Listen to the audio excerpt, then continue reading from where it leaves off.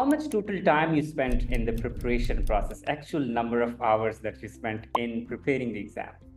Like, I think it would have been better if I had kind of spent 30 days studying, because in total, I think I ended up studying 30 days, like full 30 days. But it was over the span of, more than obviously 30 days, like probably a couple of months before I actually gave the actual exam. But I think in total, it was about 30 days. What was your study routine like? I recall you were traveling during those days, you were in I UK was. somewhere, you were Yes. inspecting, like, and you were going to Yes. office. How did you manage? Like, what was your study routine? I think during your workshops, those conversations with other students were really helpful. Like I think that made me realize how other students were thinking and how my kind of thought process was maybe sometimes similar to theirs. So when I went through the exam questions, so the mock questions that you gave, there were times when I would try to do them myself, so attempt the whole like 30 questions. But I also liked reading the answer and then going back and then trying to like redo maybe, one of the sections all over again, even though I had done it, like trying to redo it all over again and trying to think of like, okay, the second time around, am I understanding why the answer was the specific answer? So it was a combination of your notes and then the mock exams, and then also watching your videos from the past. So those were my only three tools that I used really to study. Whenever student asks me which book to read, how many mock tests, I just recommend them like stick to a few resources.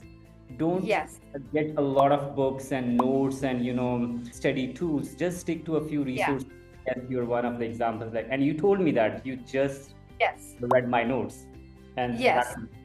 So even though I tried to read the PM book and I tried to read Rita and I tried to see, I think what eventually like worked for me in clarifying the concept, because for me it was a little bit different, because every time I heard something from you, I was like, oh, I know how to do this, or I've done this.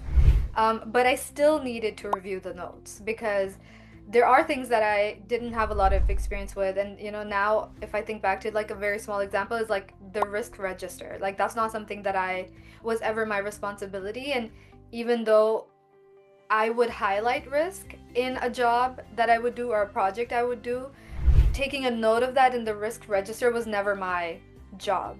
So I think going back to your notes was the most helpful. And I was actually studying with someone that that I was studying with them, and we would both constantly be like, actually, you know what, I'm just gonna go back to the notes, because if we try to Google or go to another resource, it just adds too much clutter.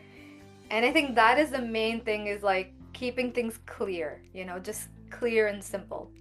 Absolutely. Thank you. We're talking a lot about notes, so let me just show those notes to people who are watching. So what we're talking about. So these are the notes which Huda used for her preparation. So I think these, right? So Yes. they're just 9 pages long notes, and they contain each and everything that you can expect in your PMP exam. Huda, did you see anything in your exam which we couldn't cover during the course, or which are not part of this course, these notes? No, I think with the questions, the one thing that I noticed is obviously they're not phrased differently, but some of them were shorter. And that's the one thing that I remember, is just some of the questions being shorter. But I actually, even before going into the exam, reviewed this right before I went into the exam, just for a bit of like a refresher. Even though, like, in the past, I prefer not to, again, think too much about the notes that I like for other exams. I would think about just going into the exam, but I think for this one, it was really helpful to have the visual reminders too, because things like some of the charts and some of the graphs, right now I can't remember the exact examples, but there are moments where I would just seeing the notes and having that visual example of like a fishbone diagram or something like that, like it would just help in the exam if a question like that came up. One more thing that you mentioned that is really important, like you did not only solve questions, you reviewed them. Like why Yes. the question was wrong and what's the logic. That's really, really important. Most of the Yeah. students, what they do, they just solve the mock test. And for Yeah. example, if they're getting 60%, They want Yeah. 40% question, and that's the real learning. That's where you learn. Yeah. So, how Yeah. many questions did you solve for that, and what was your strategy? I probably solved five of the mock kind of exams that you had given, and some of them had like 100 questions.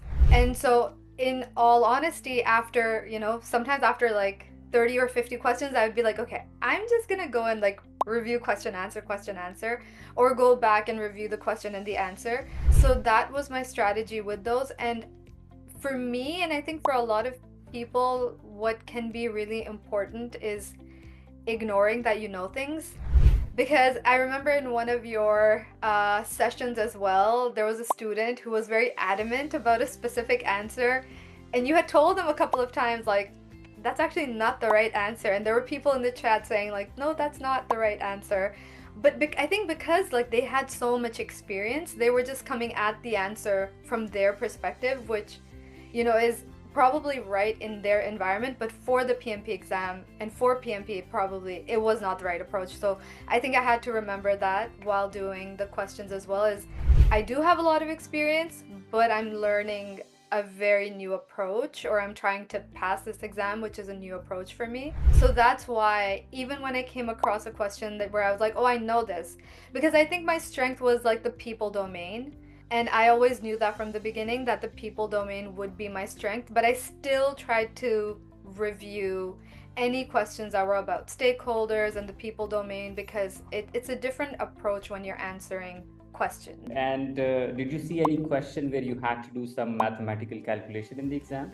But it was a matching answer where we had to kind of match the concept to the answers, but there wasn't one where I had to do like an actual calculation. I don't remember that. But I know I had a lot of questions around the process and the people domain. So those, and maybe those like stuck to me because I felt more comfortable doing those. So those questions kind of stayed in my mind longer than the other ones. Absolutely. People domain is really, really important. Now, almost half of the exam is about people domain, leadership, Yeah. negotiation, management. That's really important. Yeah. Okay. What was the most challenging part in this entire journey? I think the whole journey is staying consistent. I feel like I could have, if I had just dedicated the 30 full days to not studying all day, but studying like, a few hours per day. Every day for 30 days, I could have done this a lot sooner, and I think I would have felt more confident if I had done your course and then 30 days and then given the exam. Because I waited a little bit longer, I was a little concerned, even though you had been telling me that I would be okay. And I had, someone else telling me that I would be okay.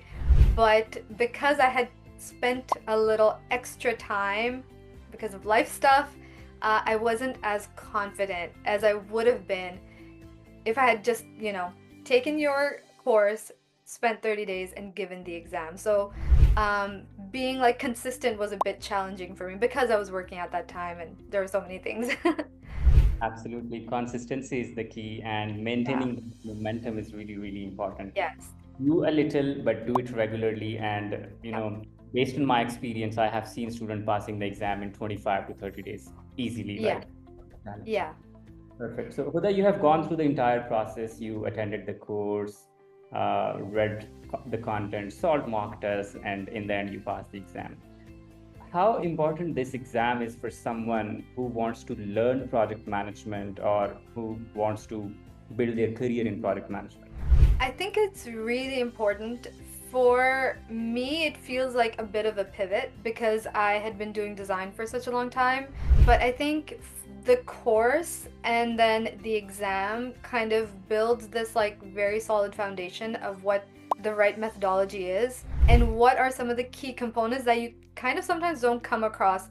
Again, I'm going to use the risk register as an example. Risk management is such a big part of projects, but not a lot of projects do it well or do it in a way where you can mitigate that risk early on or plan for mitigating that risk effectively.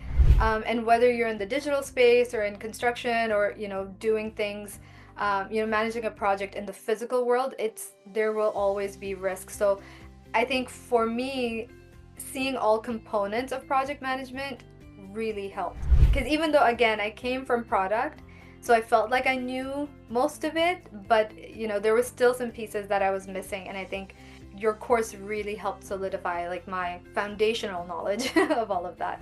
All right, thank you. Huda, somebody who's watching this lesson and video, what would be your advice to them? How they should start their exam preparation and what they should be doing? Continue to use you as a resource. I feel like that was another thing that I could have done better just because I had so many life things going on. You are so, the way you respond to questions as well, and also you started sending me questions as well because I think you realized that I was like slacking a little bit. So you're like, okay, you answer this question in the chat, and that actually jolted me, and I had to be like, okay, one, I cannot embarrass Amar.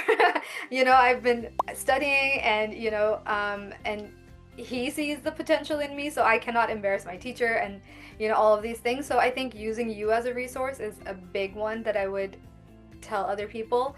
But also, like, the notes that you give are so clear. If there's anything that is a concept that you don't understand in the notes, like, to come to you, because all of the other resources add a lot of fluff, and those notes are super clear, and just so use those as a resource, use you as a resource, and keep up the momentum, like you say.